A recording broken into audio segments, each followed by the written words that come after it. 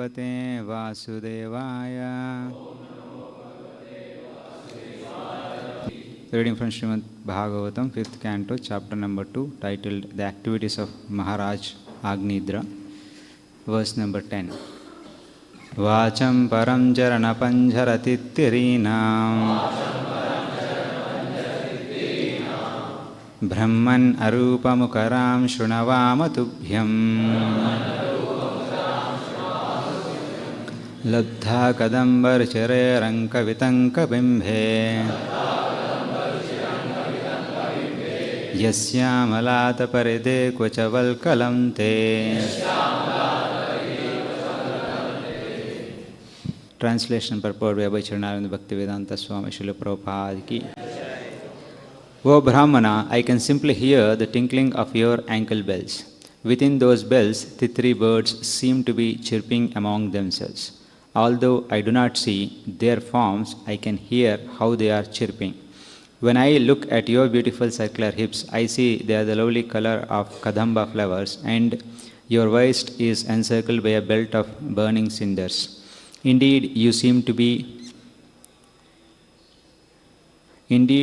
to have forgotten to dress yourself. Purport.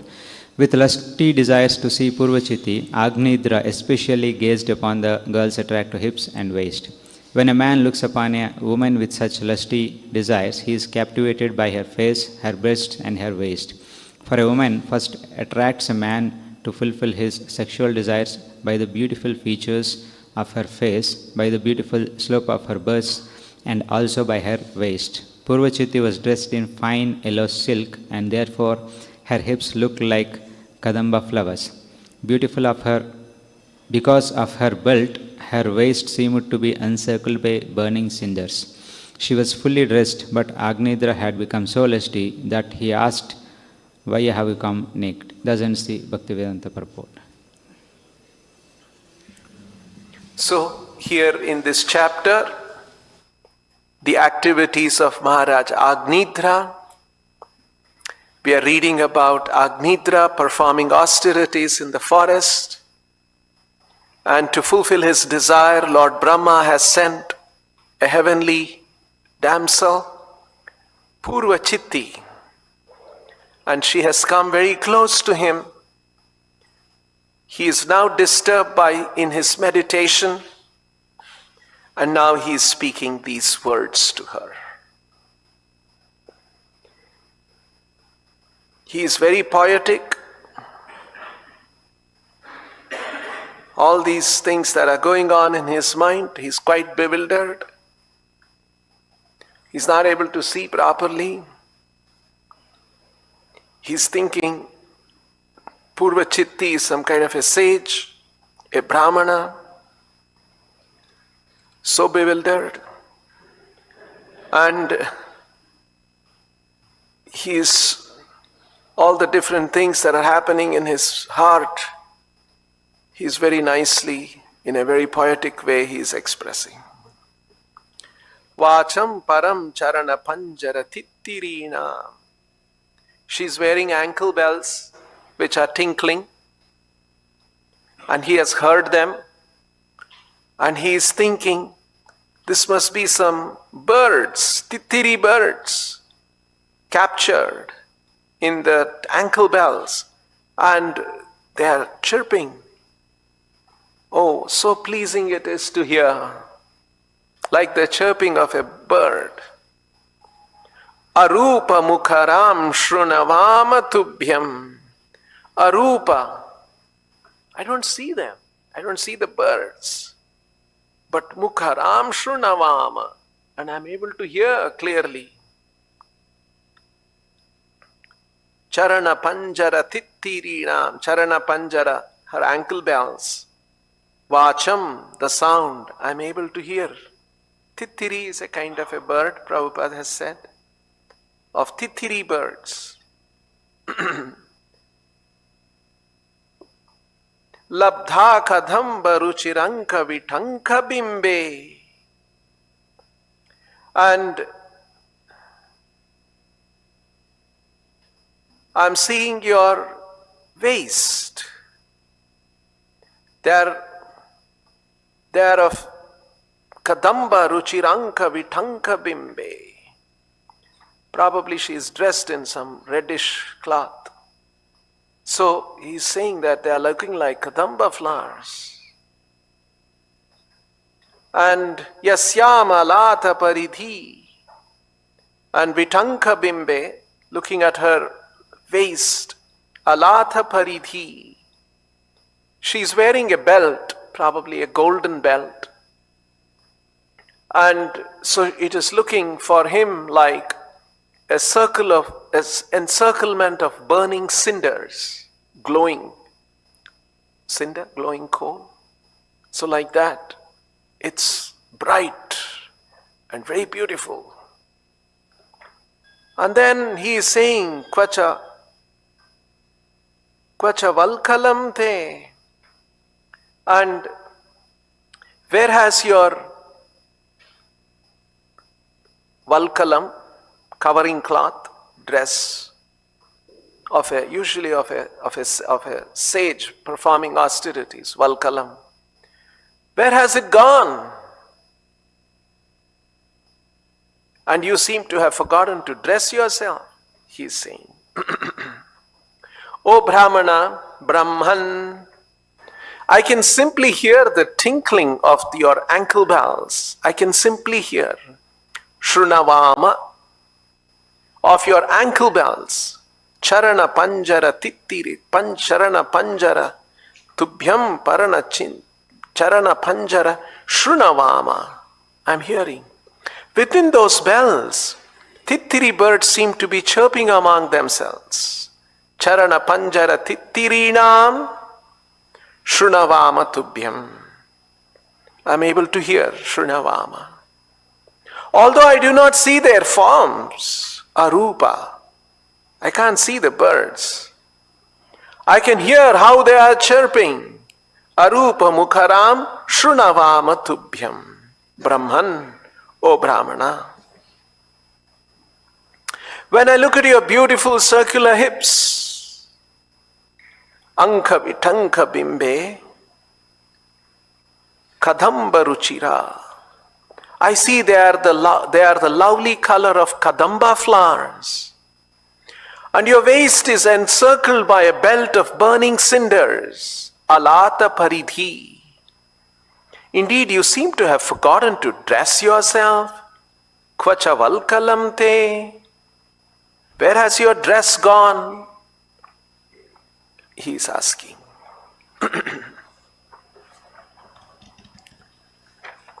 So, Srila Prabhupada has mentioned in the purport the different mental situation that Agnidra is going through in the presence of a heavenly damsel like Purvachitti. And Prabhupada has mentioned that these are all the features of a woman that can capture the mind of a man.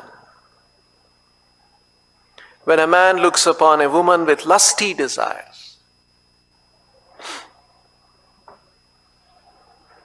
it is a man who looks upon a woman with lusty desires, he is captivated by her face, her breasts, her waist, and so on.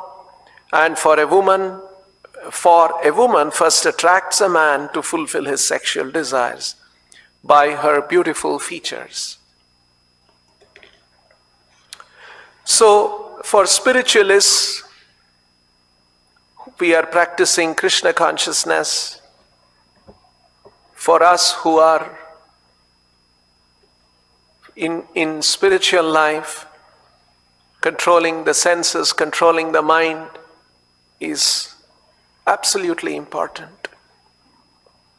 And hence, one has to be very careful about these things. Krishna explains in the Gita, Dhyayato Vishayan Pumsam Sangasteshu Pajayate Sangat Sanjayate Kama. Krishna's whole purpose in that analysis is to tell us the power of Kama. In the 3rd chapter also in the Bhagavad Gita, towards the end of 3rd chapter, Krishna concludes and tells about the power of karma. Karma is very powerful force which can blind the living entity, as it has blinded Agnidra now. He was very well-being, he was performing austerities, but now he has let himself to a stage where karma has overtaken him and he is bewildered and he is not able to see properly. So, Krishna explains, it all begins with dhyayataha. Dhyayato vishayan pumsa sangasteshu upajayate sangat sanjayate kamam kamat krodho vijayate. Before karma comes into the heart, comes an attachment, some kind of an attraction. An attraction is triggered by dhyayataha vishayan. If one contemplates on the objects of senses. So these are the objects of senses. For a man, a woman's different features are objects which can trigger his lusty desires. So, dhyayataha, if one meditates, if one contemplates, dhyayataha means dhyana, to pay attention and contemplate on the different features of a woman. Immediately attachment comes, and from attachment comes karma, and once there is karma, it comes with a certain force. And hence the first step is to avoid contemplation on the Vishayan.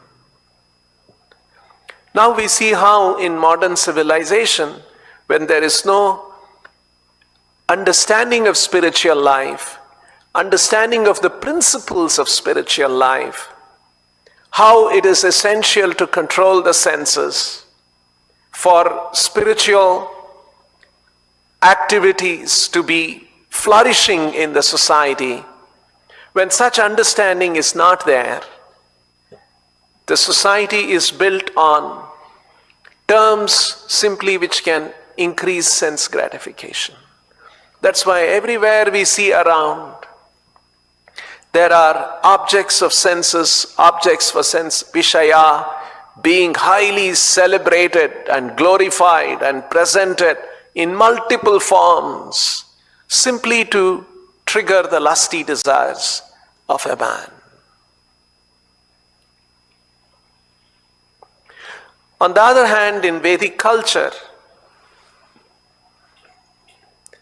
where spiritual life was prominent, this understanding existed. Of course, there were men and women, there were grihasthas, there was household life, but at the same time, they knew that all of this kind of sensual enjoyment has a place, and an overindulgence in that will deride my spiritual practices, and I have to be careful about it. So, dhyayataha, here Krishna is pointing out cause-effect. One leads to the other, this leads to the other, and hence, if you want to be careful, be very careful. The first step is dhyayataha.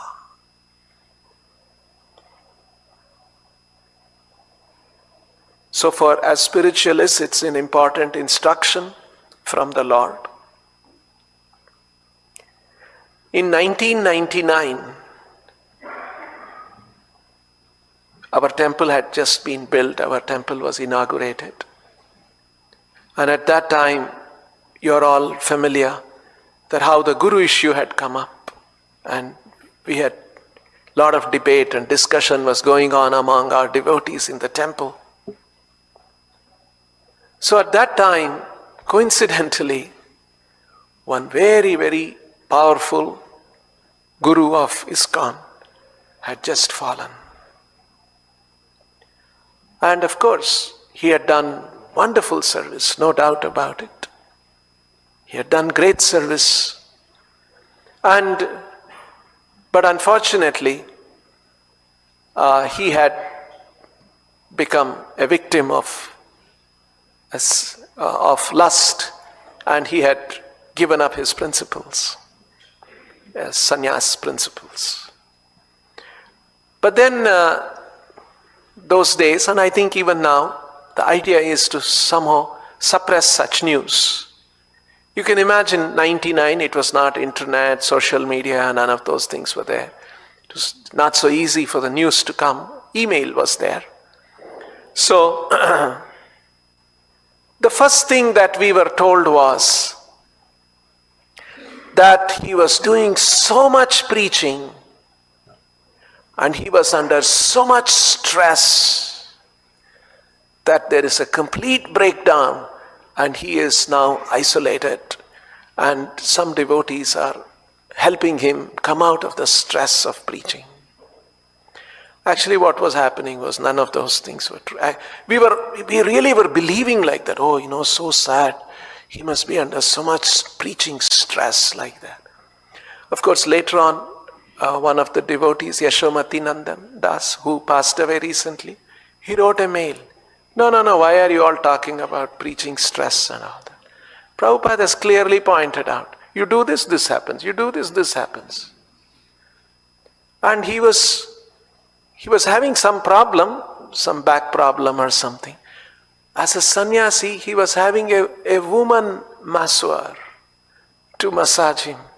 So, Chanchalapathi Prabhu wrote that if a sannyasi has a woman masseur, or anybody has a woman, a man has a woman, what will happen? Cause effect. You cannot see, he will fall down. It is not any preaching stress or any such thing. But at that time, the whole mood was that, he's come under so much preaching stress. So Prabhupada told a story. There was a man, he was sitting on a tree. He was sitting on a tree branch. The trunk was there. The trunk was there. And he was sitting on a tree. And then he was sawing it. The trunk was there and the branch was coming out. He was sitting on this side of the tree branch and he was sawing it.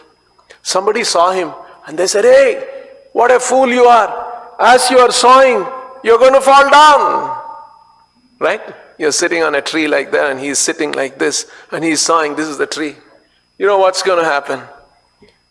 He looked at the man who warned him, "You're going to fall." Say, "Get lost. Nothing is going to happen to me." And he kept sawing. And then you know what happened after some time? The branch gave way and he fell off. And suddenly when he fell off, he ran around. Where is that man? He must be some kind of an astrologer. How nicely he could predict. He went around and caught him and he said, "Are you some astrologer? So you must be a great astrologer, you can predict so well." He said, No. So like that, Prabhupada said, it's foolish. There is a cause effect. If you cannot see that, if I do this kind of a thing, this will happen. So when Krishna is warning, dhyayato vishayan pumsa sangasteshu upajayate. So we have to be careful in spiritual life. We cannot take for granted, and our interaction with the vishayan, objects of sense gratification in the material world, when we are dealing with it, we have to be very careful. So, this kind of an idea that, he came under a lot of stress, preaching stress, and that's why he is now locked up, and then after a few days or weeks or so, more and more news came out, trickling out, and then we found that no, and then he had abandoned his sannyas principles, he was removed, and he had a lot of disciples, thousands of disciples in Europe, in Russia, and all of them became bewildered. This kind of thing has happened again and again in ISKCON. So, but usually it used to get covered up, and of course a few devotees would call out and say, no, the truth is this. Why are you simply saying something else? So like this, one has to be very careful. And Prabhupada is saying here, when a man looks upon a woman with such lusty desires, that is why Krishna explains in the Gita, Prajahati yada kaman sarvan partha manogatan. The lusty desires, it comes in the mind of a man. And with that lusty desire, when one looks at things, then it triggers kama. So, at the very first instance, we must be careful about contemplation and avoid contemplation. That's why in brahmacharya life it is supposed to be a very protected life. So there is practically no interaction with women, except of course maybe for some service. But otherwise it's a very, very protected environment. But of course in modern times we go out for preaching. So the principle is that one has to be careful not to contemplate on the objects of the senses. Although material world is organized in such a way, the objects of senses are on display everywhere. Because the material world, modern society, they don't know these principles of spiritual life. Even the pious people who organize this material world, even they don't know. And they organize it in this way because they think that life is meant for enjoyment and maybe we should do it in a pious manner, in a God-fearing manner. We should always recognize God, seek God's blessings, and we should enjoy life in this world. You see, that is the attitude of a karmi. Karmi means he's a believer of God. He has faith in God. He worships God. But he thinks, by the worship and the blessing of God, I must enjoy this world. Whereas a devotee of Krishna, he worships God. He seeks God's blessing to understand the purpose of life, to understand one's relationship with God, and to understand how to revive my relationship with God. This is the difference between a devotee and a karmi. Karmi is also devoted to God. Karmi worships God. He has belief in God. He also does pious activities. He'll be going to temples. But his background is that I want to enjoy material life with the blessings of God. A spiritualist, a devotee on the other hand, he has understood the purpose of life and he wants to avoid sense gratification, seek the blessings of God to revive our relationship with God and go back to Godhead. So that is the important difference, and hence it begins by contemplation. And when you contemplate with a lusty desire, with a lusty mind, with an attitude of enjoyment, that is the most important thing. So that is why Krishna says, prajaha manogatan. It is born in the mind. It is created in the mind. And even Prahalad Maharaj says, Kandutivan manasijam vishaheta dhira. Manasijam Again, it is created in the mind. I'll give you one example. For a long time I used to think about this. Manasijam, manogatan, created in the mind. How is this created in the mind? Long ago, I was at that time a brahmachari. I used to go to Mysore from here to print Kannada books. I had found out printing cost in Bangalore was higher than printing cost in Mysore.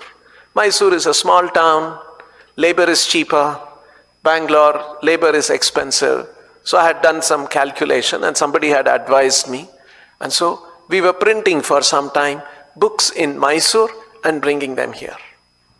So I used to go by the public transport bus to Mysore. So one day, as a brahmachari, I was going alone. There was no one else with me. So I went to the bus stand. I got a ticket. And then I went into the bus and I sat. And it was not a crowded bus. Bus was still waiting, more and more passengers were coming. And I took a window seat.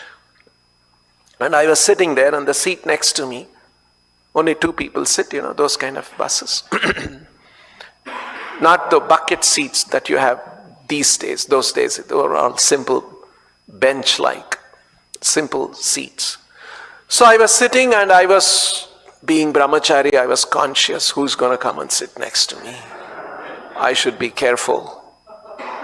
And so I was looking at the outside at the window, and I was seeing so many people coming, and I saw a young woman also come by, and I was very concerned. What if she comes and sits next to me? Next 3 hours I'll be sitting in the bus. So I came and I was looking outside and then as I could see, somebody came and sat next to me. Just a few seconds after that woman had passed by. So I thought, maybe she has come and oh, my bad luck today. So, and then I didn't want to agitate my senses, being very careful. Like that I was just still turned away. And then a bus started and the bus was jostling. And at some time, the shoulder touched and I became, oh my God. Should be so careful as the senses are. It's so much, you see how that pleasure comes with all that. Just by a touch, pleasure comes. And then, some legs are touched. Oh, again. I'm imagining all these things. And then after maybe 15 minutes, and then I looked, it was a man there. But you see how it was all manasijam. In my mind I was thinking, oh, the touch of the shoulder, oh, it's giving me so much pleasure, I should avoid the pleasure, I'm a brahmachari, I should control. See, all these things, it's all manasijam. It's actually a man. Nothing, I can touch his shoulder, nothing is going to happen to me. But it's all mind that creates these things. So manasijam vishaheta dhira. Manogatan, it's a whole concoction.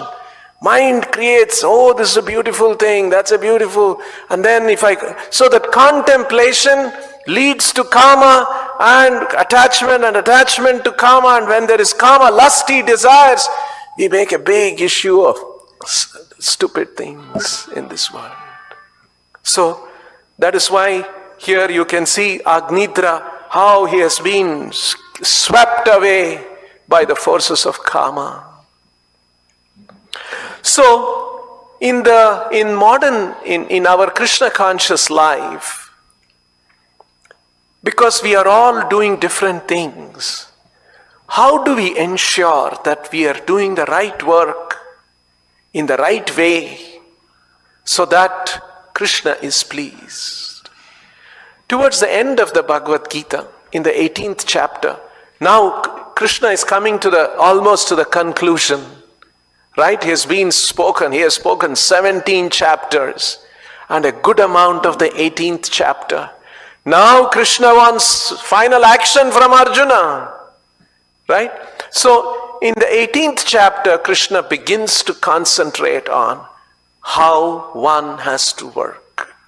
These are very, very important verses for us in spiritual life. I'll try to cover quickly. So 1856, so you can imagine, towards the end of the Bhagavad Gita, end of the 18th chapter. Krishna is saying, Sarva karmanyapi sadha kurvano madvyapashrayaha mat prasadad avapnoti shashvatam padamavyayam. This is a very, very important instruction. Here Krishna is saying, Sarva karmanyapi sadha, sarva karmani, all kinds of activities we may be engaged in, sada, always, kurvano madvyapashrayaha. Always do it under my protection, my shelter. Madvyapashrayaha. Mat prasadadavapnoti. And by my prasada, by my mercy, avapnoti, you will attain. What is that? Shashvatam padamavyayam. Eternal shelter, eternal padam avyayam. And Prabhupada points out that padam avyayam refers to the spiritual world and association of Krishna. Shashvatam padam avyayam, that eternal position in the association of the Lord. And how do we achieve that? Mat prasadadavapnoti. By Krishna's mercy this becomes possible. For who? For one who works under his shelter. Sarva karmanyapi sadha kurvano madvyapashrayaha. And Prabhupada explains in the Purport,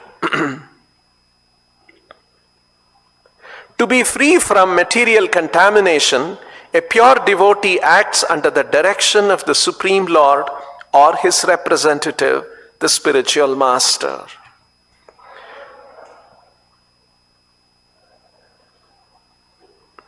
So, to be free from material contamination, a pure devotee acts under the direction of the Supreme Lord or his representative. We are supposed to act under the direction of the Supreme Lord or his representative, right? The spiritual master. And Prabhupada explains further in the next purport. Now one may argue that Arjuna was acting under the personal direction of Krishna. But when Krishna is not present, how should one act? Arjuna was very fortunate. He was standing beside him and telling him what he should do when he was in the dilemma. Now, how do we act? Because one may argue Arjuna was acting under the personal direction of Krishna. Directly, personally, Krishna was present. We don't have that benefit. But whatever Krishna has spoken in the Bhagavad Gita is supposed to be universal knowledge. It is applicable, it is relevant for all times, for everyone, including us now. How is it relevant? How can we practice that? So Prabhupada himself is brought. Now one may argue that Arjuna was acting under the personal direction of Krishna, but when Krishna is not present, how should one act? And Prabhupada answers, if one acts according to the direction of Krishna in this book, in the Bhagavad Gita, as well as under the guidance of the representative of Krishna, then the result will be the same. So Prabhupada is pointing out two things. One is, if one acts according to the direction of Krishna in this book, so Krishna's instruction in the Bhagavad Gita, and if we act according to that, as well as, second thing, under the guidance of the representative of Krishna, then the result will be the same. So in other words, to work according to Krishna's directions in the Gita and according to the orders of the spiritual master is absolutely essential. Then we can say, Madvyapashrayaha, sarvani karma, sarva karmanyapi sadha. We may be engaged in different kinds of activities. How do we ensure we are under the direction of the spiritual master? Now, this is one of the brilliant things that Prabhupada has done, that he created an institution, and he created an institution of his followers, of his disciples. And he made a system, an institutionalized system of how his direction will still be available. And his books, he wrote his books. He had disciples, and he created an institutional format. So Prabhupada's institutional format is very simple. He said there should be GBC, and the GBCs are one level of leaders, and the second level of leaders are the temple presidents. And the temple president has to work under the direction of the GBC. And the GBCs have to follow certain principles. They should be very strict. In fact, one time in 1977, Prabhupada said, the GBCs should be Acharya-like. That was the expectation that Prabhupada had. They follow Prabhupada's instructions very seriously as he has given, and they work in a consultative mode on some very serious matters, and they are strong and strict in their practice, and they give direction to the temple president. The temple president also has similar obligation to be following Prabhupada's principles. And if we do this in a very mystical manner, Prabhupada's instruction, guidance will come from his books and from the instructions of the systems created by Srila Prabhupada in his institution. So I'll read this last part. While acting in such a way, one should, however, note that after doing something whimsically, he should not offer the result to the Supreme Lord. That sort of duty is not in the devotional service of Krishna consciousness. One should act according to the order of Krishna.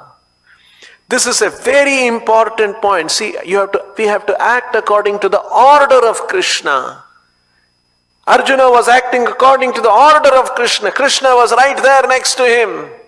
For us, this is very important point. The order of Krishna comes through disciplic succession from the bona fide spiritual master.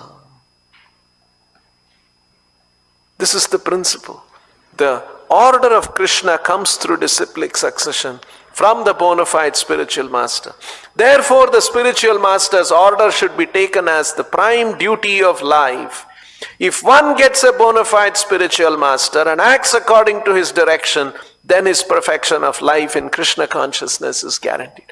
Actually, Prabhupada was physically present up to 1977. As we all know, we observed his disappearance day.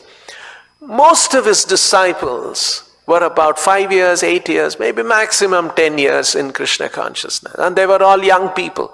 Now, after Prabhupada has left physically, where will they get direction from Prabhupada? Even now there are many, many Prabhupada disciples after 40 years. And last 40 years, how are they getting direction from Prabhupada? Because it says one has to get direction from the bona fide spiritual master. It was through the institutional system that Prabhupada has created. And the same thing can continue after 1977. There is no need of any change. So, what was working post-77 for disciples of Prabhupada who were initiated by Prabhupada pre-1977 can also work for the disciples who are initiated after 77. The same principles of Krishna consciousness. And that is why the institution is important. Prabhupada's books are important. The different levels of leadership is important. And the leadership following Prabhupada's instructions is important. If these are all spiritually tied up together, Prabhupada has assured, I will be your personal guide whether physically present or not. Just as I am receiving instructions from my spiritual master even now. Prabhupada made this statement in 1977. 1936, Bhaktisiddhanta Saraswati Thakur had passed away. 35 years later, 40 years later, Prabhupada was making that statement. Just as I am receiving instruction from my spiritual master, because physical time, distance, all these things don't matter in spiritual affairs. And Prabhupada demonstrated that, and we are very fortunate that we are working. We have a bona fide spiritual master, a pure devotee, exactly as described in the Vedic literatures, Srila Prabhupada. And if we work under his direction, as he has created an institutional format of receiving his direction and working, then we will be mat vyapashrayaha. We will be always under the protection of the Lord. And mat prasadadavapnoti shashvatam padam avyayam. And by the grace, by the blessing of Krishna, we will attain spiritual perfection. We'll stop here. Grantaraj Srimad Bhagavatam ki, Srila Prabhupada ki jai.